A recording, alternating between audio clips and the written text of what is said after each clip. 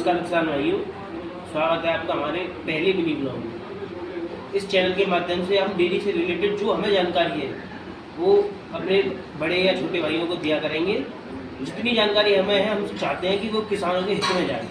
जितनी हमें चाहे थोड़ी है चाहे ज़्यादा है, किसी के हिसाब से थोड़ी है किसी के हिसाब से ज़्यादा है, क्योंकि हर जानकारी का एक लेवल होता है अपना अपना है। तो आज का हमारा सबसे पहला मोटिव है कि किसानों की अर्निंग कैसे बढ़ाई जाए, क्योंकि किसानों के पास पहला किसान तो है कि वो ये सोचता है कि मैं क्या करूं जिससे कि मुझे अच्छी इनकम का एक सोर्स मिले, जिससे कि मेरी घर की व्यवस्थित अच्छी हो, मेरा एक व्यापार व्यवस्थित हो।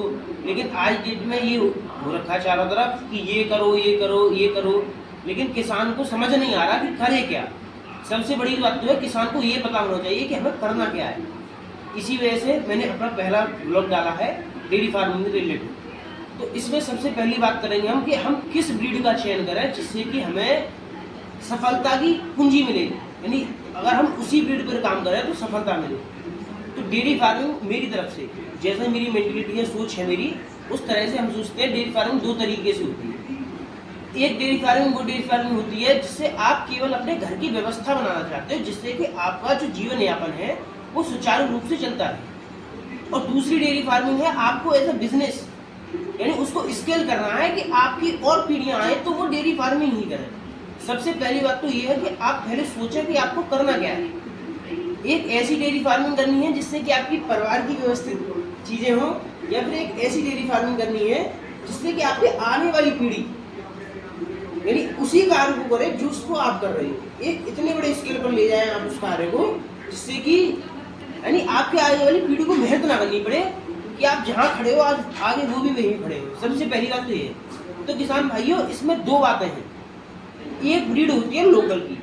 अगर आपको ऐसा डेयरी फार्म स्टार्ट करना है जिससे आप अपने घर की व्यवस्था को सुधारना चाहते हो, एक छोटी इनकम का सोर्स बनाना चाहते हो, एक यानी एक तरह से आप साइड बिजनेस के तरीके से अगर करना चाहते हो डेयरी फार्मिंग को, तो मेरी विनती है और मैं अपने जो मेरा विचार है उसके हिसाब से कहना चाहता हूँ कि आप अपने आसपास की ब्रीड का चयन करें, चाहे वो गिर हो, चाहे साहिवाल हो, चाहे जर्सी हो, चाहे एचएफ, लेकिन करें आप अपने आसपास के क्षेत्र का।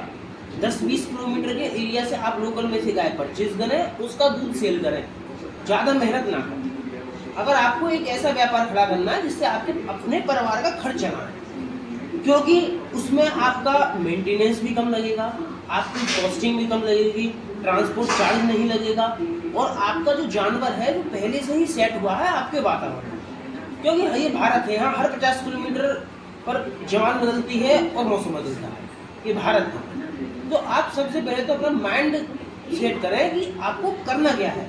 आपको एक ऐसी ब्रीड बनानी है कि जो आपके परिवार को व्यवस्थित करे, या ऐसी ब्रीड बनानी है जो आपकी पीढ़ी को व्यवस्थित करे।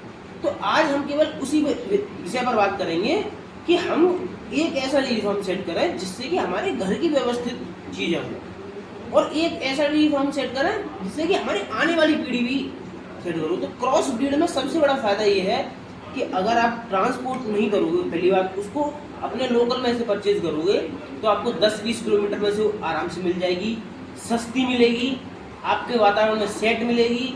आपको उसकी थोड़ा बहुत जो किसान है वो उसका बताएगा कितना दूध है, कितना प्रोडक्शन है, कब बच्चा दिया, कब क्या दिया। डाटा नहीं है, ओनली दूध। तो क्रॉस ब्रीड आपके लिए इसलिए सूटेबल है क्योंकि आपने उसका वातावरण आपको सेट मिला है पहले से ही। लेकिन अगर आप एक ऐसा डेयरी फार्म सेटअप करना चाहते हैं जिसको आप पीढ़ी दर पीढ़ी बढ़ाएं, आप करें, आपके बच्चे भी करें, और आप उसको एक लार्ज स्केल तक लेके जाएं, जिससे कि आप एक ऐसा सिस्टम तैयार करें जिससे कि आपसे 100 किसानों को रोजगार पैदा हो, तो सर आपको प्योर ब्रीड पर जाना ही पड़ेगा। लेकिन प्योर ब्रीड के जो मेंटेनेंस है, खर्चा है, प्रॉफिट है, लॉस है, वो हम आपको कल शेयर करेंगे। इस वीडियो से ज़्यादा से ज़्यादा लाइक करें, शेयर करें एंड कमेंट करें, और कृपया करके हमें कमेंट में बताएं कि आपको किस मोटिव पर वीडियो चाहिए, किस रिलेटेड, यानी आप ये बताएं कि हमें इससे रिलेटेड वीडियो चाहिए। थैंक यू, धन्यवाद सर, आपका बहुत बहुत